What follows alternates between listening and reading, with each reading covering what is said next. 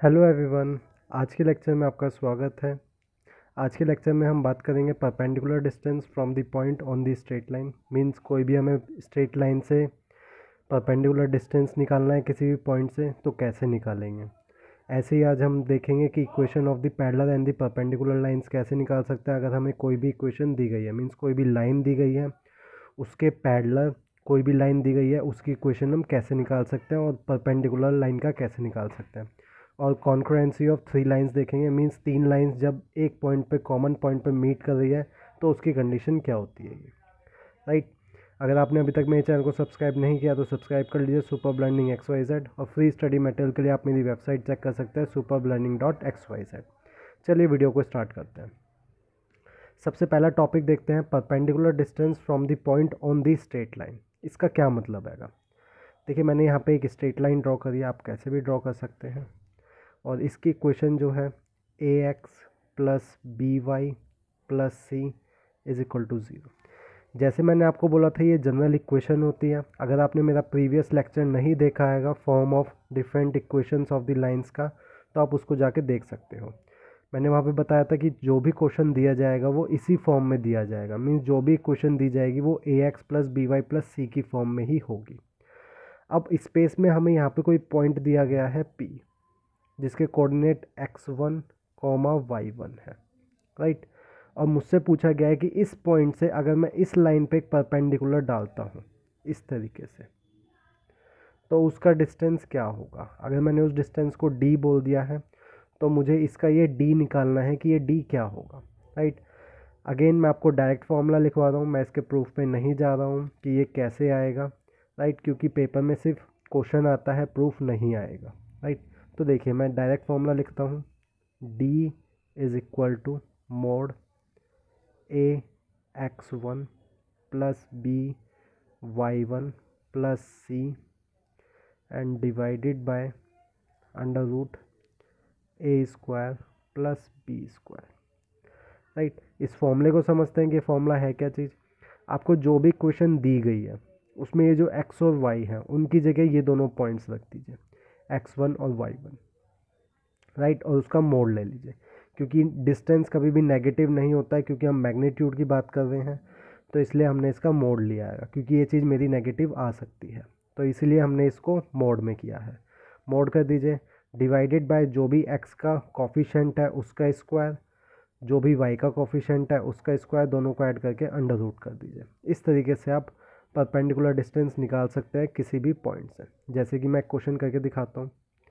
मुझे एक लाइन की इक्वेशन दी गई है 3x plus 4y minus 5 is equal to 0। और जिस पॉइंट से मुझे परपेंडिकुलर डिस्टेंस निकालना है उस पॉइंट को मैं ले लेता हूँ 3,4 ही ले लेता हूँ, राइट। तो ये मेरा P पॉइंट हो गया है और ये मेरी इक्वेशन हो गई है। ये वाला फॉर्मूला लगाते हैं, D यहीं पे ले लेते हैं, D is equal to mod A की जगह 3x, इस x की जगह ये वाला पॉइंट 3 प्लस 4, y की जगह जो पॉइंट दिया गया उसका y कोऑर्डिनेट, प्लस यहाँ पे -5 है तो आप इसको -5 कर लीजिए, डिवाइडेड बाय अंडर रूट इसका स्क्वायर यानी कि a का स्क्वायर यानी कि 3 का स्क्वायर, प्लस यहाँ पे इस वाले 4 का स्क्वायर। ये a जो कि मेरा x का कॉफिशेंट है, यहाँ पर जो y का कॉफिशेंट है, इसको सॉल्व करते हैं। 9 प्लस 16 माइनस 5, और ये 9 का स्क्वायर प्लस 16 का स्क्वायर 25, तो मैं इसको 5 लिख सकता हूँ। इसको सॉल्व कर लीजिए, ये आपका आ जाएगा 25 माइनस 5 20/5, तो ये आपका आ जाएगा 4, राइट। इस तरीके से आप परपेंडिकुलर डिस्टेंस निकाल सकते हैं, राइट। चलिए अब इसमें एक और देखते हैं। इसमें हम एक और केस ले लेते हैं कि अगर मुझसे पूछा गया है perpendicular distance from origin. Means अब की बारी आपको जो पॉइंट दिया गया है, ये जो P जो पॉइंट है ये 0 0 है, ओरिजिन है, तब हमारा परपेंडिकुलर डिस्टेंस क्या होता है।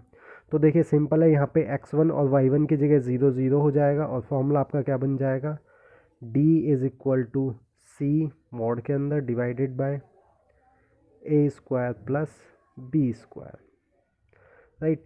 इसी क्वेश्चन में अगर मुझसे पूछा जाता है कि 3x plus 4y minus 5 is equal to 0, origin से परपेंडिकुलर डिस्टेंस क्या होगा, तो मैं कैसे निकाल सकता था, सिंपल मॉड ये दोनों चीज़ें 0, सिंपल आप -5 divided by A square plus B square हमने निकाला था 5 आ रहा था, तो ये आपका हो जाएगा 5/5 1, राइट। इस तरीके से आप परपेंडिकुलर डिस्टेंस भी निकाल सकते हैं फ्रॉम द ऑरिजिन, राइट। इसमें एक तीसरा केस भी होता है, उसके बारे में अभी हम डिस्कस करेंगे। पहले मैं आपको equation of parallel line and the perpendicular line बताता हूँ, फिर उसके बाद बताऊँगा। यहाँ पे हेडिंग क्या डालनी है, यहाँ पे आपको डालना होगा डिस्टेंस बिटवीन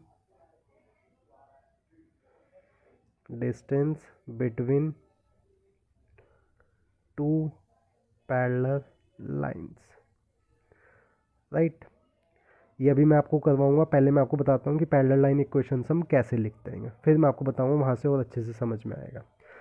चलिए, सेकंड है हमारा equation of the parallel line and the perpendicular line. इसका क्या मतलब है, इसका मतलब ये है कि हमें A X plus B Y plus C is equal to 0 कोई भी एक लाइन दी गई है, ये गिवन लाइन है, और हमसे पूछा गया है कि इसके पैरेलल लाइन जो होगी उसकी इक्वेशन क्या हो सकती है, राइट। तो उसकी इक्वेशन देखिए क्या हो सकती है, जैसे कि मैंने आपको बताया था कि जब भी पैरेलल लाइंस होती हैं तो उनके स्लोप क्या होते हैं, इक्वल होते हैं। पैरेलल लाइंस में स्लोप सेम होते हैं या फिर इक्वल होते हैं, राइट।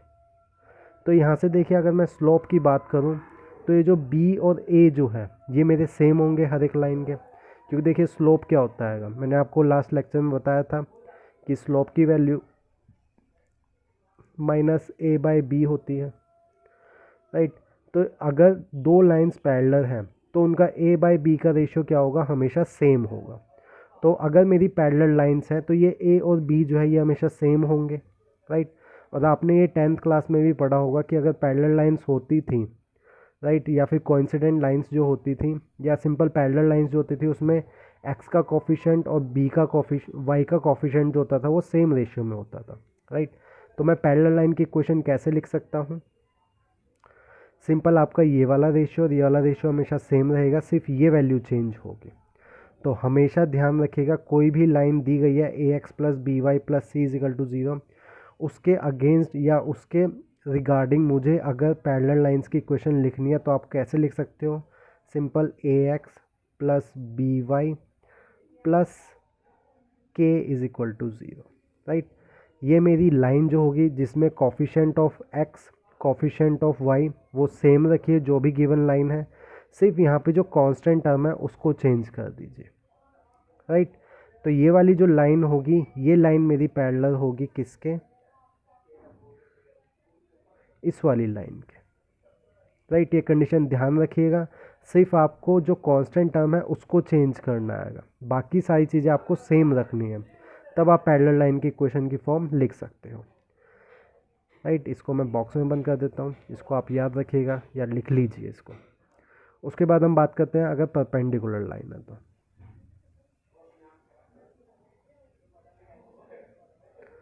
राइट। देखिए परपेंडिकुलर लाइन में आपको क्या करना होगा, सिंपल जो भी आपके एक्स वाई के जो कॉफिशेंट हैं, ठीक है, उनको इंटरचेंज कर दीजिए और एक का साइन जो है वो आप अलग रख लीजिए, राइट। मतलब देखिए एक्स के साथ आप इसका कॉफिशेंट चेंज कर दीजिए, ये बी हो जाएगा, राइट। और वाई के साथ इसका कॉफिशेंट ले लीजिए जो एक्स के साथ था -ay, और यहाँ पे आप कांस्टेंट टर्म कुछ भी ले सकते हैं k is equal to 0, right. मैंने आपको बताया कि साइन आप किसी के साथ भी ले सकते हो, या तो इसके साथ ले सकते हो या इसके साथ ले सकते हो, लेकिन एक साइन चेंज करना पड़ेगा आपको। इसको आप ऐसे भी लिख सकते थे -bx plus ay plus k is equal to 0।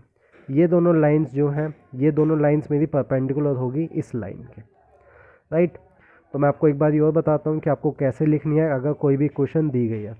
आपको अगर कोई भी क्वेश्चन दी गई है A X plus B Y plus C is equal to 0, आपको इसके रिगार्डिंग कोई पैरेलल लाइन लिखनी है, उसकी क्वेश्चन लिखनी है। तो आप कैसे लिखोगे, ए एक्स प्लस बी वाई, सिर्फ यहाँ पे जो कांस्टेंट टर्म है उसको चेंज कर दीजिए, बाकी और कुछ नहीं चेंज करना आएगा। इस एक्स का जो कॉफिशेंट है और जो वाई का कॉफिशेंट है वो आपको सेम ही रखना है।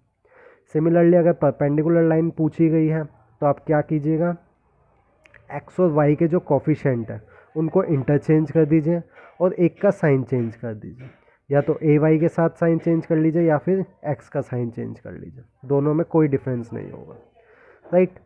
चलिए अब एक बार इस पे वापस आता है, distance between the two parallel lines. अब मैंने दो पैरेलल लाइन देख ली है कि किस तरीके से होती है, तो यहाँ पे मैं दो पैरेलल लाइंस की इक्वेशन लिखता हूँ, A X plus B Y plus C one is equal to 0, और सेकेंड इक्वेशन लिख लेता हूँ A X plus B Y plus C two is equal to 0। देखिए जैसे मैंने आपको पैरेलल लाइन अभी बताई है कि एक्स कॉफिशेंट और वाई कॉफिशेंट सेम होता है, सिर्फ कांस्टेंट टर्म सेम रहती है, सॉरी अलग रहती है कांस्टेंट टर्म, बाकी एक्स का कॉफिशेंट और वाई का कॉफिशेंट सेम रहता है। अब मुझे ये दो लाइन दी गई है और मुझे इन दोनों लाइंस के बीच का परपेंडिकुलर डिस्टेंस निकालना है।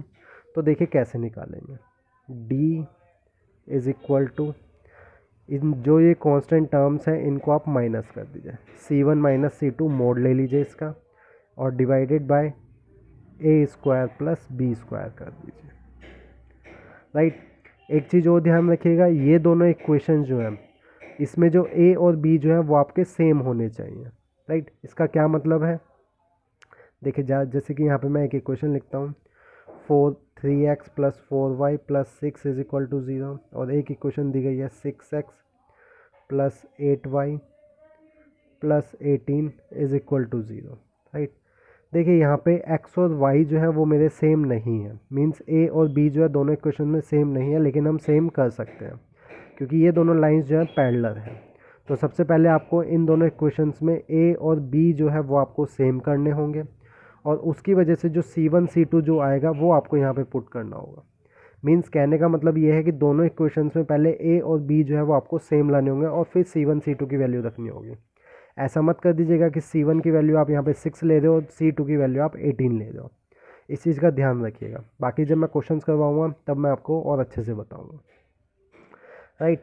चलिए नेक्स्ट टॉपिक देखते हैं, concurrency of the three lines. इसका क्या मतलब है, देखिए मुझे तीन इक्वेशंस दी गई हैं, मीन्स तीन लाइंस दी गई है, a1x b1y plus c1 is equal to 0, दूसरी a2x plus b2y plus c2 is equal to 0, and a3x plus b3y plus c3 is equal to 0। ये तीनों ही लाइंस एक कॉमन पॉइंट से पास आउट हो रही है, राइट। तो उसके लिए क्या कंडीशन होगी, मींस आपको क्वेश्चन दिया जाएगा कि तीन लाइंस दी गई हैं और ये कॉन्करेंसी लाइन है, मींस ये एक कॉमन पॉइंट पे मीट कर रही हैं, कुछ इस तरीके से ये एक कॉमन पॉइंट है। तो उसकी कंडीशन क्या होती है कि ये तीनों लाइंस एक ही पॉइंट पे कट करें, मींस एक ही पॉइंट पे मीट कर रही हैं। तो उसकी कंडीशन आपकी ये होती है कि मोड a1 b1, या डिटर्मिनेंट भी बोल सकते हैं आप, a2 b2 c2 a3 b3 c3, अगर ये इक्वल टू 0 आ रहा है, मींस अगर आप डिटर्मिनेंट निकालते हो, इसका ये एक मैट्रिक्स बन रही है 3/3 की, अगर आप इसका डिटर्मिनेंट निकालते हो और वो अगर इक्वल टू 0 आता है तो ये तीनों लाइंस क्या होंगी, कॉन्करेंसी होंगी, मीन्स ये तीनों लाइन एक पॉइंट पे मीट करेगी, राइट। चलिए आज के लेक्चर में हम इतना ही करते हैं। अभी तक आपने मेरे चैनल को सब्सक्राइब नहीं किया तो सब्सक्राइब कर लीजिएगा और वीडियो को लाइक करना मत भूलिएगा, और मैं अगले लेक्चर में क्वेश्चंस करवाऊँगा, और पिछले लेक्चर्स अगर आपने नहीं देखे हैं तो उनको भी देख लीजिएगा। Thank you.